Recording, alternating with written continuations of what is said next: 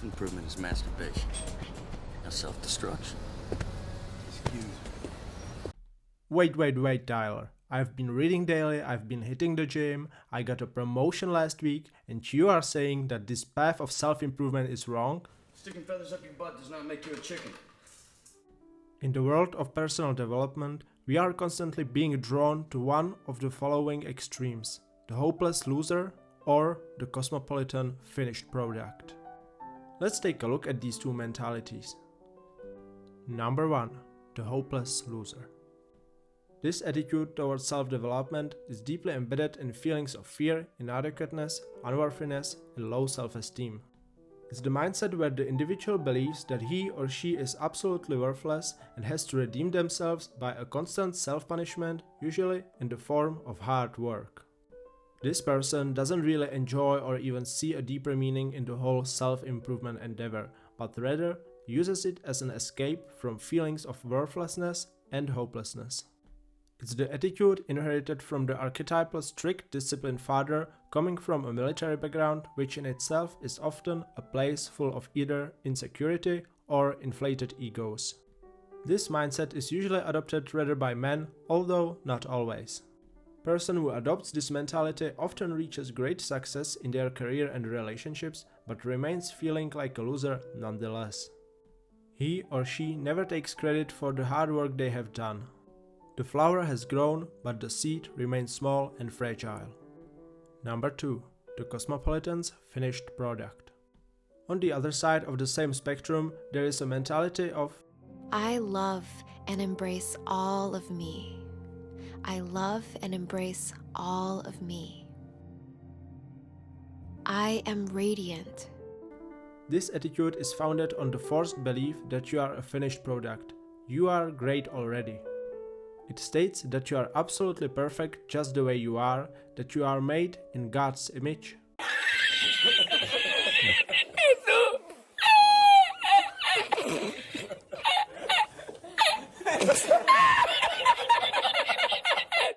And that if somebody suggests any change on your part, then they are just not a good fit for you and don't deserve your attention anyway. It's the perfect mixture of narcissism and rationalization. It's the contemporary mental high of the Western civilization. This view of life is also rooted in insecurity. Nevertheless, it's artfully masked by the veneer of what the psychologist Nathaniel Branden calls pseudo-self-esteem. By developing a fake confidence and acting like you are a great success, although you haven't done anything significant yet, you only end up feeling like an imposter. This eventually spirals you back down where you have started, many times even much lower. It's the proverbial fake it till you make it. The problem is, however, you can never make it. Not with this delusion in your mind. This mentality is reminiscent of the archetypal caring mother that wants you to feel happy, who nevertheless fails to realize that there is a vast difference between feeling happy and feeling fulfilled. Both of these attitudes are short-sighted and ineffective. Let me clarify why by using a balloon analogy. The hopeless loser works hard but doesn't really believe that they could ever amount to anything. Each and every of their actions is like a blow in a pierced balloon where whatever is pushed in leaks just as fast out. The balloon never inflates and their self-esteem never really rises from the ground. The person with the cosmopolitan's finished product attitude succeeds in blowing the air in the balloon. However, they usually blow it way out of proportion to the reality. Their confidence rises up to the sky, where eventually the balloon, unable to stand the pressure of the faked image, bursts and falls down, soft landing not included. So what's the real way to grow? Well, let's call the true elite when it comes to the philosophy of self-growth. Open the gate!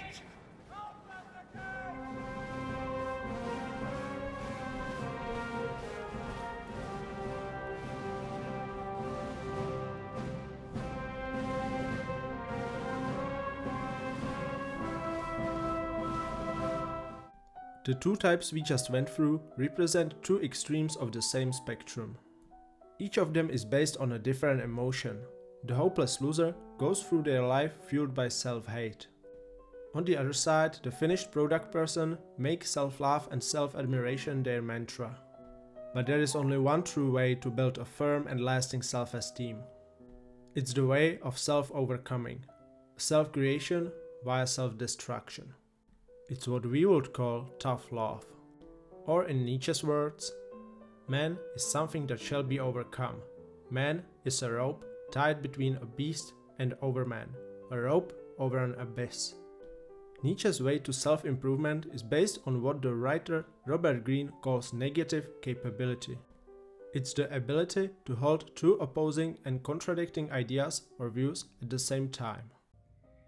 The great poet John Keats, from the 19th century English poet, called this negative capability. He was analyzing what makes a poet like Shakespeare so amazing. His idea was that somebody of a higher intelligence like that is able to have two contradictory ideas in their head at the same time and not be upset about it, not try and exclude one side and go to the other side because they feel fear and insecurity. Because behind every one of your certain ideas, your convictions, is a great deal of fear that you actually don't really know the truth, and that's why you double down on them. But the ability to hold two ideas that contradict each other in your mind at the same time shows incredible strength, shows great intellectual strength, right? In the terms of self-esteem, this means that instead of gravitating towards one of the introduced extremes, you choose the middle path. To a certain degree, you actually combine them. The concept of self-overcoming mixes two milder forms of self-hate and self-love. These are self-contempt and self-respect. You have to see yourself with a little bit of disdain so that you actually try to get better, but also respect yourself enough to stick to the rules and live up to the commitment you made for yourself.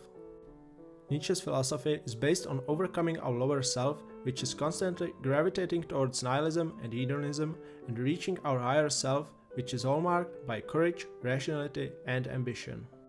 In Nietzsche's view, these two selves exist contemporarily, and every human being is always oscillating in between these two ends. That's where the principle of negative capability comes into play. Aware of your weaknesses but also your potential at the same time, you choose the way of self-overcoming. The only truly lasting way to build your self-esteem. Speaking the words of slight exaggeration, you love yourself enough to hate yourself.